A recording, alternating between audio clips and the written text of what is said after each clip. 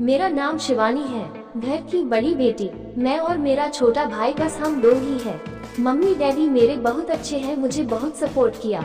जितना चाहा मुझे पढ़ाया। मैंने बीए किया है। हमेशा से मुझे टीचर ही बनना था। मुझे बच्चे अच्छे लगते हैं।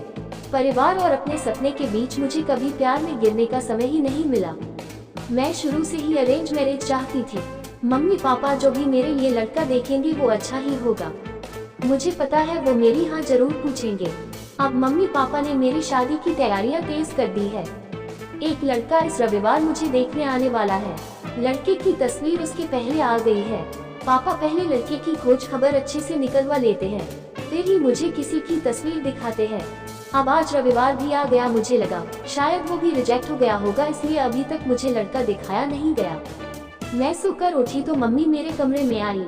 बोली, बेटा लड़के वाले आने वाले हैं, तू तैयार हो जा। बहुत ही शॉर्ट नोटिस में मुझे तैयार होने को बोला। लड़के वाले आ गए। मैं अभी भी किचन में हूँ, नाश्ते और चाय की प्लेट जमा रही हूँ। बाहर से मुझे बात करने की आवाजें सुनाई दे रही है। कुछ ही मिनटों के बाद मम्मी की आवाज आई। मैं बाहर ट्रे लेकर गई। ट्रे रखकर मैंने सबसे पहले उसके मम्मी और पापा को नमस्ते किया। फिर मैंने उसकी तरफ देखा। सच बोलूं तो लड़का बहुत स्मार्ट था। सिंपल शर्ट और जीन्स में आया था। चेहरे पर एक मासूमियत थी। मैंने तो मन में हाँ कर दी थी, पर मेरी हाँ से क्या होता है, उसे भी मैं पसंद आना चाहिए। फिर घर वालों ने बोला कि बेटा अकेले में कुछ बात करनी हो तो कर लो। उसने मना किया, पर फिर भी घर वालों ने हमें अकेले कमरे में भेज दिया। चुप रहा वो। मुझे लगा मैं उसे पसंद नहीं हूँ, इसलिए बात नहीं कर रहा।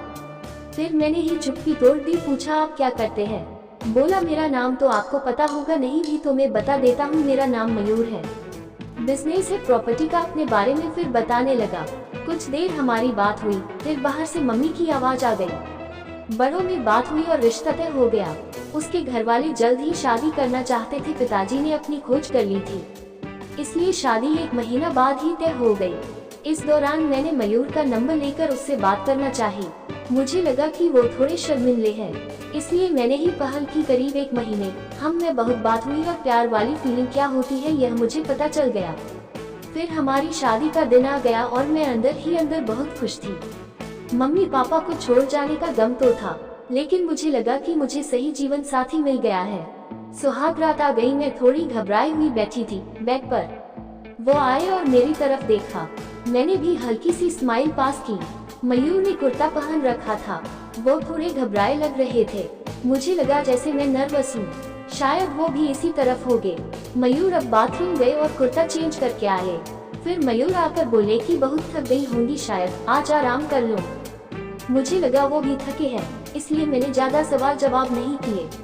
अगली सुबह वो बाथरूम में फ्रेश होकर नहाकर और कपड़े भी अंदर ही चेंज करके आए।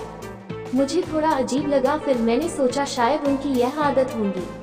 अगली रात फिर आई और मयूर ने फिर ऐसा ही किया। अभी तक वो मेरे पास भी नहीं आए थे। अब मुझे लगा कि मयूर कुछ छुपा रहे हैं, क्योंकि उसके चेहरे पर साफ दिखाई दे रहा है। अगली रात जब वो बाथरूम से कपड़े चेंज करके आए तो मैंने उन्हें टोकी दिया।